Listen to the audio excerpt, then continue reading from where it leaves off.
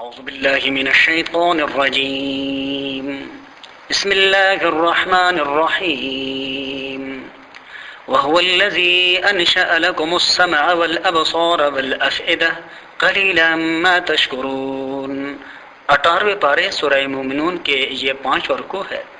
یہ رکوع آیت نمبر 78 سے لے کر آیت نمبر 93 تک کے آیاتوں پر مشتمل ہے. اس رکوع کے اندر اللہ تبارک و تعالی نافرمانوں کو اپنے نفسوں پر غور و فکر کرنے کا ترغیب دیتا ہے کہ ذرا اپنے وجود پہ غور کرو اور اپنے وجود کے اندر رکھے ہوئے اللہ کی نعمتوں اور صلاحیتوں کو دیکھو. یہ سب کچھ تمہیں کس نے دیا ہے؟ اور پھر اپنے سے باہر اس پھیلے ہوئے کائنات میں اللہ تبارک و تعالیٰ کے نعمتوں پر غور کرو.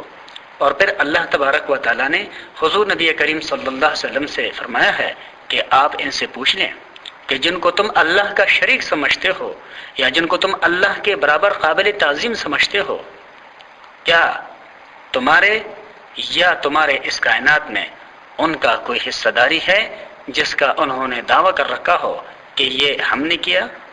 چنانچہ اللہ تبارک و تعالیٰ کا ارشاد ہے وَهُوَ الَّذِي، اور اللہ وہ ذات ہے، انشأ لَكُمُ السَّمْعَ، جس نے بنا دیے تمہارے لیے تمہارے کان یا قوت سماعت، والابصار، اور تمہارے آنکھیں یا قوت بصارت، والافئدہ، اور دل اور دماغ، لیکن قلیلا ما تشکرون، تم میں بہت قلیل ہوئے وہ کہ جو شکر ادا کرنے والے ہیں، یعنی حق کو مانتے ہیں. وَهُوَ الَّذِي، اور اللہ وہ ذات ہے، ذَرَأَكُمْ فِي الْأَرْضِ، جس نے تمہیں پھیلائے رکھا ہے زمین میں، وَإِلَيْهِ تُحْشَرُونَ، اور اسی کے طرف جمع ہو کر جاؤ گے. وہاں ہر ایک کو شکر گزاری اور ناشکری کا بدلہ مل جائے گا. اس وقت کوئی شخص یا کوئی عمل غیر حاضر نہ ہو سکے گا. جس نے پلایا اسی کے لیے سب پلائے ہوئوں کو سمیٹنا کیا مشکل ہے. اللہ کا ارشاد ہے وَهُوَ الَّذِي، اور اللہ وہی ہے، یحیی، جو زندہ کرتا ہے، وَیُمِیتُ، اور مارتا ہے، وَلَهُ، اور اسی کے اختیار میں ہے اختلاف اللیل والنہار، رات اور دن کا بدلتا رہنا. افلا تعقلون، سو کیا تم یہ نہیں سمجھتے ہو؟ زندہ سے مردہ اور مردہ سے زندہ، یا اندھیرے سے اجالا اور اجالے سے اندھیرا کر دینا جس کے قبضے میں ہے، اس کے قدرت عظیمہ کے سامنے کیا مشکل ہے کہ تم کو دوبارہ زندہ کر دے اور آنکھوں کے آگے سے ظلمت جہل کے پردے اٹھا دے، جس کے بعد حقائق اشیاء ٹھیک منکشف ہو جائے تم پر، جیسے کہ قیامت کے دن ہوگا. فَبَصَرُكَ الْيَوْمَ حَدِيدٌ، اسے قرآن مجید کے دوسری جگہ میں اللہ نے وضاحت فرمائی ہے.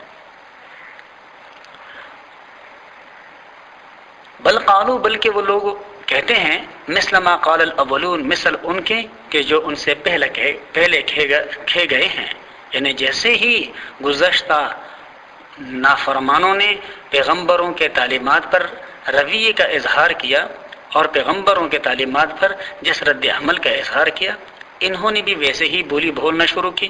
قالوا، یہ کہتے ہیں، اذا متنا وکنا ترابا، کیا جب ہم مر جائیں گے اور ہو جائیں گے ہم مٹی، وعظاما، اور ہڈیاں، انا لمبعوثون، کیا پھر سے ہمیں زندہ کر کے اٹھایا جائے گا.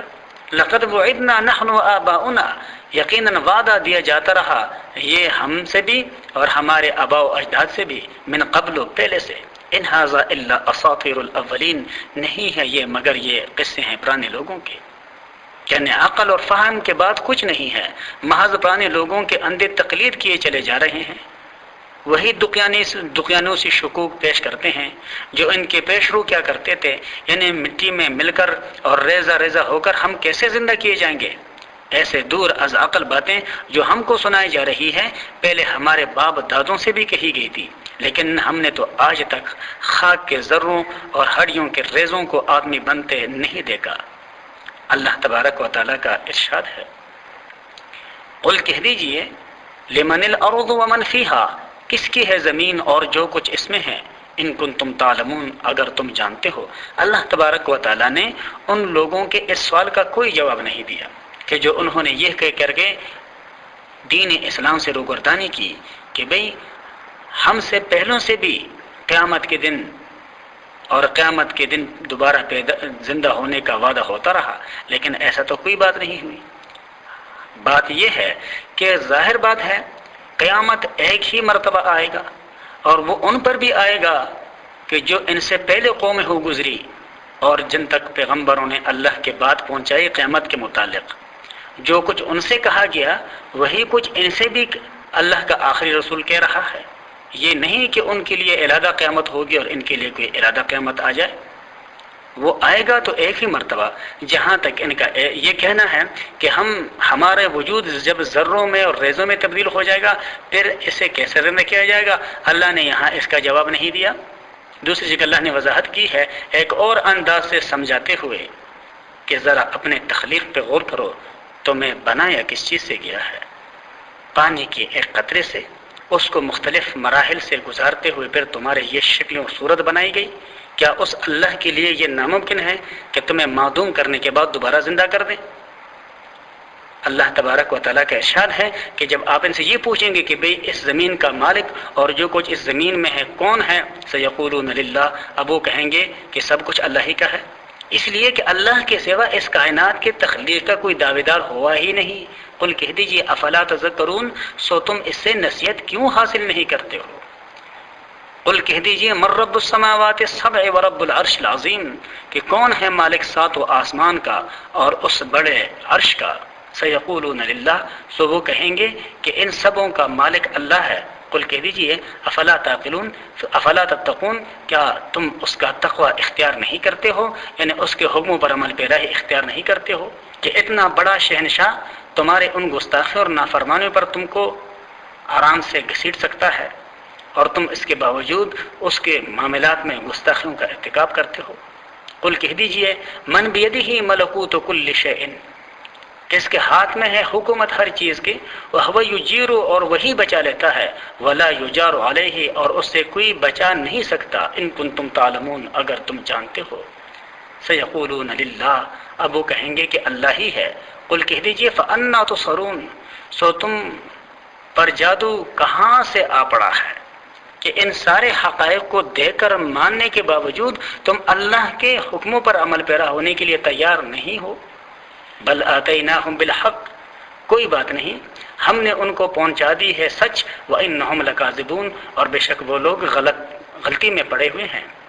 مَتَّخَذَ اللَّهُ مِن وَلَدٍ، اللہ نے کسی کو اپنا بیٹا نہیں بنایا، وَمَا كَانَ مَعَهُ مِنْ إِلَٰهٍ، اور نہ اس کے ساتھ کوئی اور الہ ہے۔ اگر ایسے بات ہوتی اِذًا لَذَهَبَ كُلُّ إِلَٰهٍ بِمَا خَلَقَ، تب تو لے جاتا ہر الہ اس چیز کو جس کا وہ خالق ہے، یعنی ہر خدا اپنے اپنے خدائی اور اپنے خلقت کو ایک دوسرے سے ارادہ کر لیتا، اور ہر ایک اپنے اس مملوکہ کے اندر اور اپنے اس مخلوق کے اندر اپنی مرضی کے احکامات نافذ کرتا چلا جاتا۔ تو اس طرح سے اس کائنات کا سارا نظام درہم برہم ہو جاتا۔ وَلَعَلَى بَعْضُهُمْ عَلَى بَعْضٍ، اور البتہ ان میں سے ایک دوسرے کے اوپر چڑھائی کرتا، ایک دوسرے کو معزول کرنے کی کوشش کرتا، لیکن سبحان اللہ عما یصفون، اللہ پاک ہے اس سے جو کچھ یہ لوگ اللہ کے بارے میں باتیں بتلاتے رہتے ہیں، کہ کبھی کہتے ہیں کہ اللہ کی اولاد ہے، اور کبھی کہتے ہیں کہ جن کو ہم پوچھتے ہیں یہ اللہ کے اس کائنات میں اللہ کے شراکت دار ہے۔ ایسے کوئی بات نہیں۔ عالم الغیب والشہادت، وہی جاننے والا ہے چھپے اور کھلے باتوں کا۔ فتعالی عما یشرکون، سو وہ بلند تر ہے اس سے جو کچھ یہ لوگ اللہ کا شریک بتلاتے ہیں۔ وآخر دعوانا ان الحمد للہ رب العالمین۔ اعوذ باللہ من الشیطان الرجیم، بسم اللہ الرحمن الرحیم، قل رب اما ترینی ما یوعدون رب فلا تجعلنی فی القوم الظالمین۔ 18 پارے سورہ مومنون کے یہ چھٹا اور آخری رکوع ہے۔ یہ رکوع آیت نمبر 93 سے لے کر آیت نمبر 118 تک کے آیتوں پر مشتمل ہے۔ اس رکوع میں کچھ نصیحتوں اور تاکیدات کا تذکرہ ہے جو اللہ تبارک و تعالی نے اپنے آخری اور پیارے رسول صلی اللہ علیہ وسلم کو اور آپ کے ذریعے آپ کے امت کے لوگوں کو کی ہے۔ کیونکہ گزشتہ رکوع میں اللہ تبارک و تعالیٰ نے اس بات کا تذکرہ فرمایا تھا کہ یہ لوگ اللہ تبارک و تعالیٰ کو اس کے فیصلوں کے نفاذ کے معاملے میں مجبور نہیں کر سکتے، اس لیے کہ وہی سب چیزوں کا خالق اور مالک ہے، اور جب اللہ تبارک و تعالیٰ چاہے گا وہ اپنے فیصلوں کو اپنے اس کائنات میں اپنے مخلوق پر نافذ کر دے۔